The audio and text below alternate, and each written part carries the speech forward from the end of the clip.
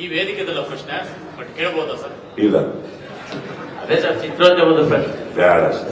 ಎಲ್ಲಿ ಏನ್ ಮಾತಾಡ್ಬೇಕು ಅದನ್ನ ಮಾತಾಡೋಣ. ಅಷ್ಟು ವಯಸ್ಸು ನಿಮಗೂ ಆಗಿದೆ, ಉತ್ತರ ಕೊಡೋ ವಯಸ್ಸು ನನಗೂ ಆಗಿದೆ.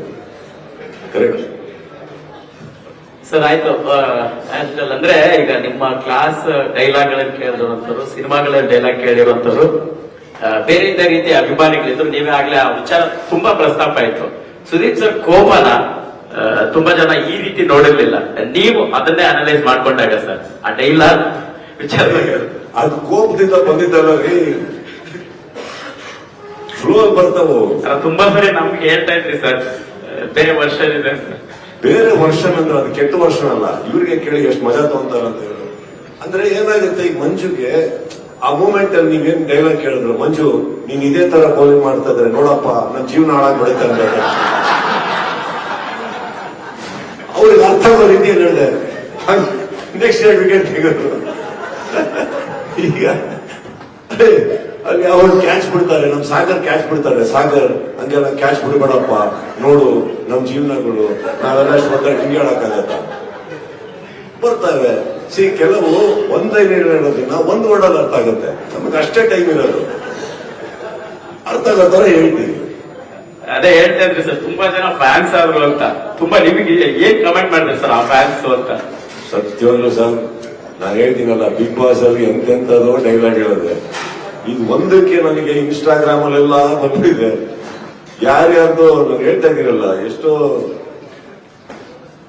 ಎಷ್ಟೋ ಹೀರೋಗಳು, ಆಕ್ಟರ್ಸ್, ಆಕ್ಟ್ರೆಸಸ್, ಅವ್ರದ್ದು ಮನೆಯವರು, ತಾಯಂದ್ರು, ಅವ್ರ ಫ್ಯಾನ್ ಆಗ್ಬಿಟ್ಟಿದೀವಿ ನಾವು ವಿಡಿಯೋ ನೋಡಿ ಅಂತ. ನನಗೆ ಅರ್ಥನೇ ಆಗಿಲ್ಲ, ಬಟ್ ಮಜಾ ಇದೆ ಸರ್.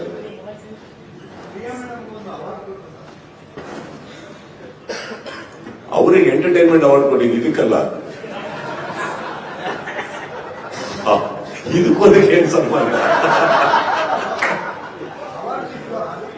100% ಏನಾಗಿದೆ ಇವಾಗ.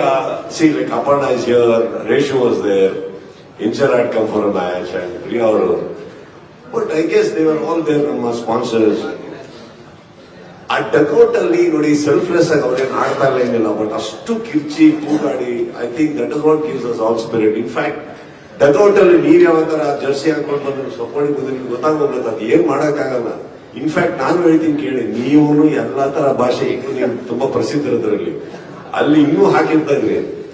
ಕೆಟ್ಟ ಕೆಟ್ಟದಾಗ ಬರುತ್ತೆ ಸರ್. ಇವಾಗ ನೀವು ಎಂತೆಂತವ್ರು ನೋಡಿಲ್ಲ ಹೇಳಿ, ನೀವು ಇಂಟರ್ನ್ಯಾಷನಲ್ ಕೇಳಿಸ್ಕೊಂಡಿಲ್ವಾ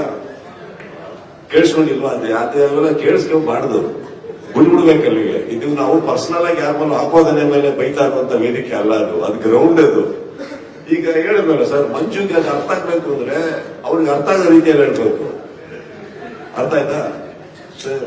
ಈಗ ಫಾರ್ ಎಕ್ಸಾಂಪಲ್ ಕೃಷ್ಣ ಏನೋ ಮಿಸ್ಟೇಕ್ ಮಾಡಿದ್ರು ಅನ್ಕೊಳ್ಳಿ,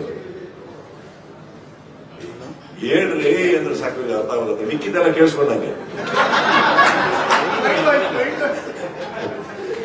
ಸುನೀಲ್ ಮಿಸ್ಟೇಕ್ ಮಾಡಿದ್ರು ಅನ್ಕೊಳ್ಳಿ, ನಮ್ ಸುನೀಲ್ ರಾವ್ ಅವರು ಮಿಸ್ಟೇಕ್ ಮಾಡ್ತಿದ್ದಾಗ ನೀವು ನೋಟಿಸ್ ಮಾಡಿ, ಬೈಯಕ್ಕೆ ಅವಕಾಶನೇ ಕೊಡೋದು. ವಿಕೆಟ್ ಕೀಪಿಂಗ್ ಹತ್ರನೇ ಬಂದ್ಬಿಟ್ಟಿರ್ತಾರೆ. ಕ್ಯಾಪಿ ಸಾರಿ ನೆಕ್ಸ್ಟ್ ಎಲ್ಲ ಕೇಳಿಸ್ಕೊಂಡಿರ್ತಾರೆ. ಜೆ.ಕೆ ಮಿಸ್ಟೇಕ್ ಮಾಡಿದ್ರು ಅನ್ಕೊಳ್ಳಿ, ತಿರ್ಗೂ ನೋಡಲ್ಲ. ಇನ್ಫ್ಯಾಕ್ಟ್ ನಮ್ಕಿನ ಕೋಪ ಅವರಿಗೆ ಬಂದಿರೋಂತ ಫೀಲಿಂಗ್ ಕೊಟ್ಬಿಟ್ಟು ನಡ್ಕೊಂಡು ಎಲ್ಲ ಆರ್ಟಿಸ್ಟ್ಗಳೇ. ಬಟ್ ಈ ಮಂಜು, ಸಚಿನ್, ಕರಣ್, ಸಾಗರ್, ನಮ್ಮ ಪ್ರತಾಪ, ಇವರೆಲ್ಲ ಇತ್ತೀಚೆಗೆ ಆಡ್ತಾ ಇರೋದಂತ ಅವ್ರು ನನ್ನನ್ನು ನೋಡ್ತಾ ಇರ್ತಾರೆ, ಬಯಸ್ಕೊಂಡು ಹೋಗ್ತಾರೆ. ಇವ್ರು ಯಾರು ಇಲ್ಲ. ರಾಜೀವ ಮಿಸ್ಟೇಕ್ ಮಾಡಿದಾಗ ನೀವು ನೋಡ್ಬೇಕು. ಈಗ ಫಾರ್ ಎಕ್ಸಾಂಪಲ್ ರಾಜೀವ ಮಾಡಿದ ಅಂದಿರ್ತಾನೆ, ಫಸ್ಟ್ ಬಾಲ್ ಹೋಗ್ಬಿಟ್ಟು ಕ್ಯಾಚ್ ಇಟ್ಕೊಂಡು ಬಂದಿರ್ತಾನೆ. ನೀವು ಸುಮ್ಮನೆ ನೋಟಿಸ್ ಮಾಡ್ಬೇಕು. ನಾವೆಲ್ಲ ನೋಡ್ತಾ ಇರ್ತೀವಿ ಒಂದು ಬರೋದನ್ನ. ಅವನೇ ಹಂಗೆ ಬಂದು ಪ್ರಾಕ್ಟೀಸ್ ಹಾಕಿ ಹಂಗೆಲ್ಲ ಮಾಡಿ ಅಂದ್ರೆ ನಮಗೆ ಅವಕಾಶನೇ ಇಲ್ಲ ಬೈಯಕ್ಕೆ. ಆಯ್ತಾ? ಎಲ್ಲ ಮಾಡ್ತಾ ಇರ್ತಾರೆ. ಮಾಡ್ತಾ ಒಂದು 10 ನಿಮಿಷ ಆದ್ಮೇಲೆ ನಾವು ಸುಮ್ಮನೆ ರಾಜೀವ್ ನಿಮ್ ಕಡೆ ತಿರುಗಿ ನೋಡಿದ್ರೆ ಏನ್ ಅಗಾಡ್ಕೊಂಡು ಯಾರಿಗೋ ಭುಜಾನ ಹೊಡ್ಕೊಂಡು ನಮ್ಮನ್ನು ನೋಡ್ತಾ ಸಡನ್ ಆಗಿ ನನ್ನ ನೋಡಿದ್ರು ಅನ್ಕೊಳ್ಳಿ, ನಗ್ತಾ ಇದ್ದವ್ರು.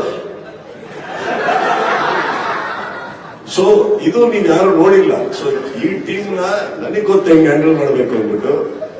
ಬಟ್ ಅದೇ ಇನ್ನೊಂದು ಹೇಳ್ತೀನಿ ಕೇಳಿ, ನನ್ನ ಹತ್ರ ಇಷ್ಟ ಅನ್ಸ್ಕೊತಾರ, ಯಾರಿಗಾರ ಒಬ್ರಿಗೆ ಧೈರ್ಯ ಇದ್ರೆ ನನ್ನ ಟೀಮ್ ಕಡೆ ಬೆರಳು ತೋರಿಸಿ ಮಾತಾಡ್ಲಿ.